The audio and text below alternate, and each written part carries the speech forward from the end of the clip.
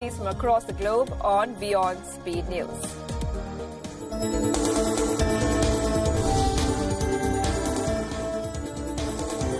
The new Narendra Modi cabinet met for the first time yesterday and announced income support for all farmers. In fact, 145 million farmers will receive 6,000 rupees or less than $100 per year.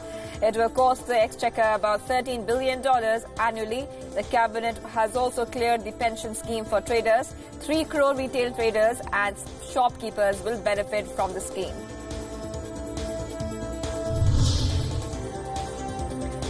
India's GDP growth has slowed to a 5-year low, slumping to 5.8% in the December to March quarter.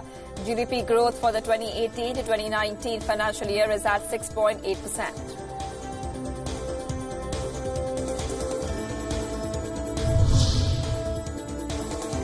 According to data released by the government, unemployment rate in India is at a 45-year high after denying a jobless growth for months. The new Narendra Modi government finally acknowledges a jobs crisis.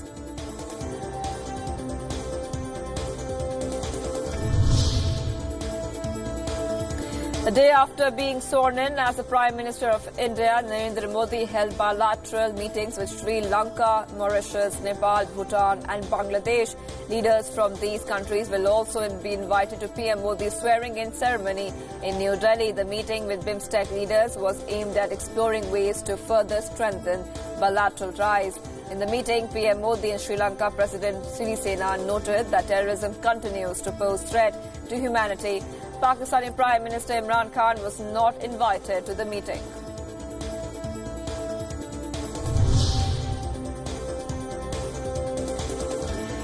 A disgruntled worker opened fire at a municipal center in Virginia Beach, killing 11 people and injuring around 6 others. Police have said that the shooter was a long-time employee at the center, but the immediate trigger for the event is yet to be determined. The shooting happened in Building 2 of the municipal center, after which the shooter himself was found dead. It is still not unknown whether he took his own life or was killed in the gunfight with the police.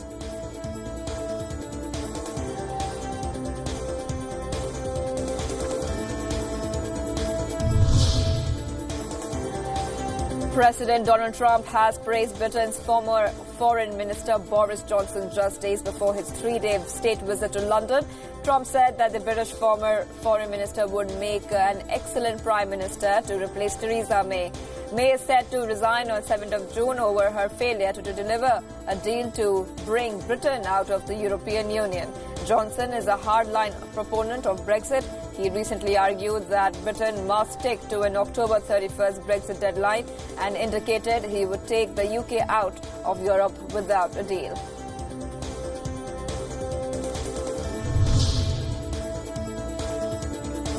White House Press Secretary Sarah Sanders has defended Trump's decision to impose tariffs on Mexico goods.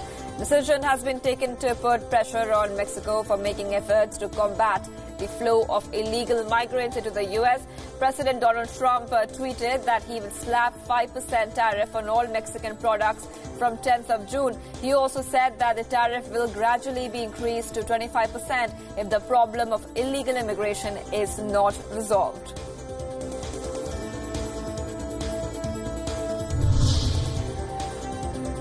Mexican President Andres Manuel Lopez Obrador has said that the country will not respond to Trump's tariff threat with desperation, but will push for dialogue. Lopez Obrador said that he has sent his foreign affairs minister to Washington to show Trump data supporting Mexico's efforts to stop illegal immigration. He went on to add that Mexican people do not deserve this kind of treatment.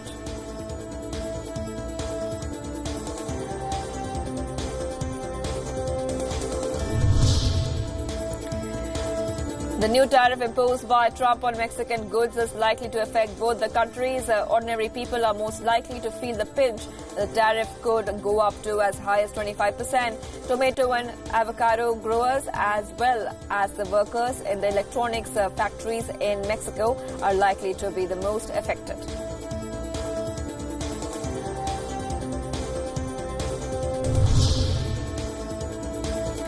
U.S. Secretary of State Mike Pompeo has warned Germany against using products of Chinese tech giant Huawei.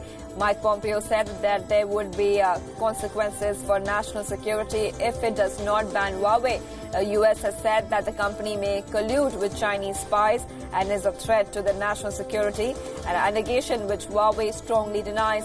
Pompeo's warning implies that Washington could stop sharing sensitive information with Germany. Berlin has consistently refused to single out Chinese tech giant Huawei.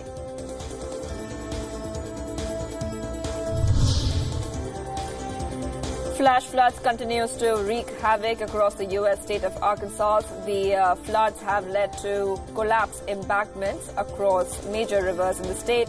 Meanwhile, authorities have issued mandatory evacuation orders for residents. The water level in the overflowing water bodies are not expected to come down anytime soon.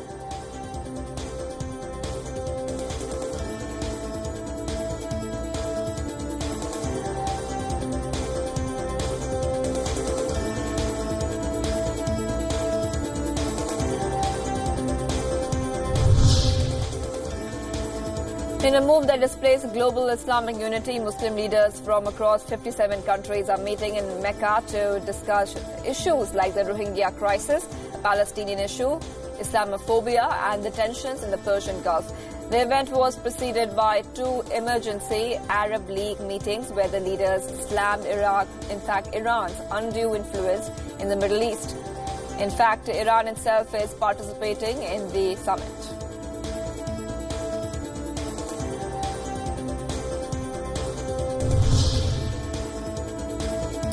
There was one notable absentee at the Organization for Islamic Cooperation Summit in Mecca, and it was Turkish President Recep Tayyip Erdogan. Turkish Foreign Minister, in fact, also attended on Erdogan's behalf. Reports have raised suspicion as to whether the murder of journalist Jamal Khashoggi in the Saudi embassy in Istanbul could be the reason for his absence.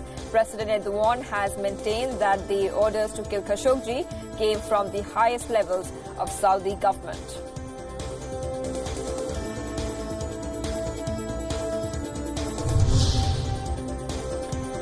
Indonesian authorities have arrested 5 foreigners for allegedly selling cocaine and marijuana in Bali. 2 Russians, 2 Spaniards and 1 American have been arrested from a tourist hotspot in Kuta. Police officials have seized 20.18 grams of cocaine and 44.14 grams of marijuana from the group. Indonesia has very strict drug laws. Last week, an Indonesian court sentenced a Frenchman to death for smuggling ecstasy into Lombok, even though prosecutors had sought a 20-year sentence.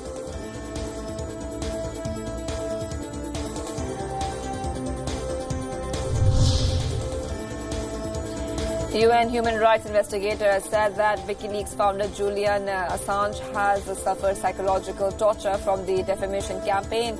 He also said that Assange should not be extradited to the US, where he would face up, in fact, a show trial. In fact, Nils Melzer visited Assange in a high-security prison in London. Earlier, Assange's lawyer, Gareth Peirce, said that Assange was too ill to appear via video link for a hearing. The US is seeking the extradition of Assange for one of the biggest ever leaks of classified information.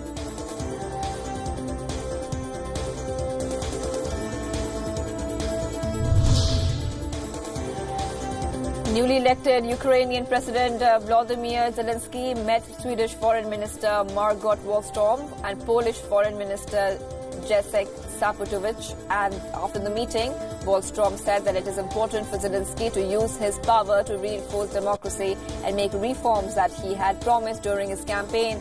The meeting comes a day after Ukrainian lawmakers refused to accept the cabinet's resignation, blocking the president's efforts to form a more loyal cabinet. Comedian turned politician Zelensky, in fact, has faced a hostile, parliament dominated by former President Poroshenko supporters.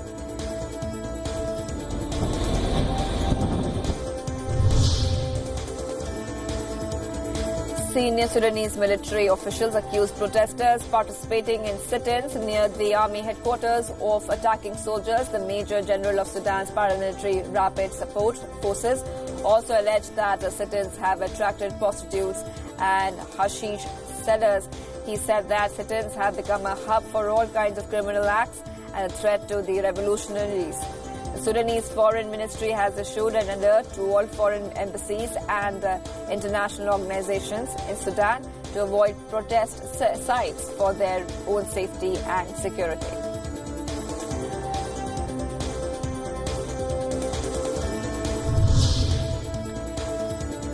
The Quds Day rally in Yemen was attended by thousands as they marched for what is the Day of Jerusalem. The rally was initiated by Iran in 1979 and is supposed to fall on the last Friday of the holy month of Ramadan.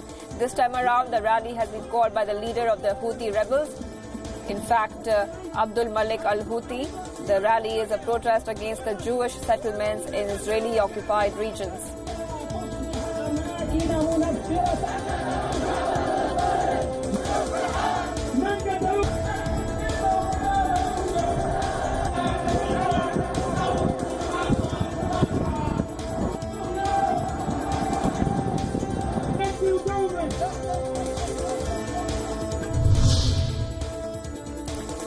Peruvian citizens participated in the national earthquake and tsunami drill in the Peruvian capital Lima. Peru was hit by a powerful 8.0 magnitude quake just 5 days ago that left 2 dead and 30 injured.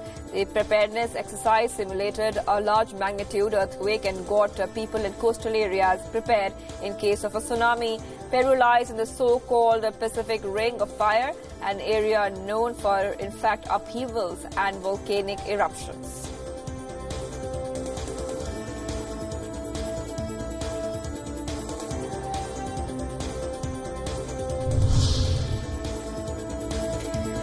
.220 well-trained young recruits have been inducted into the Ladakh Scouts Regiment in a grand attestation ceremony which was conducted keeping in mind the highest traditions of the Indian Army.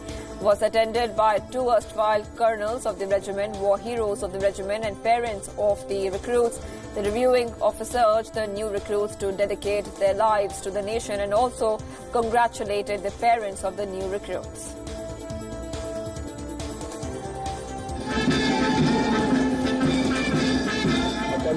तथा कौमी भाईचारे की एक बेजोड़ मिसाल है।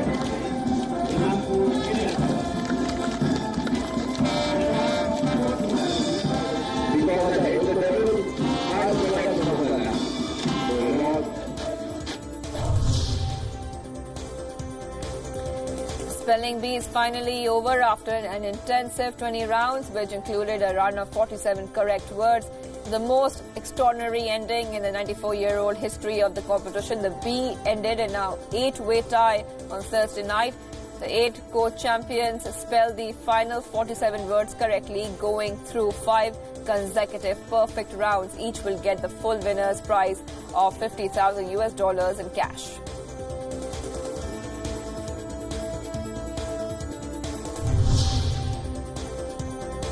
Good news for Star Wars fans as Disney opens a new Star Wars theme park in California. Star Wars Galaxy's Edge has opened ahead of the release of the final film, the latest Star Wars trilogy, later this year. With Star Wars themed drinks and storyline-based rides, the theme park is a treat for the hardcore fans. As expected, the tickets were sold out in 3 hours.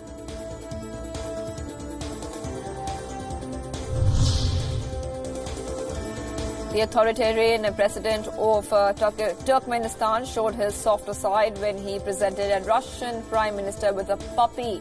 A Central Asian shepherd dog was given to Dmitry Medvedev as he visited the Turkmen capital of Ashgabat for a meeting with the Council of Heads. Medvedev also held bilateral talks with Turkmenistan president at the presidential residence as well.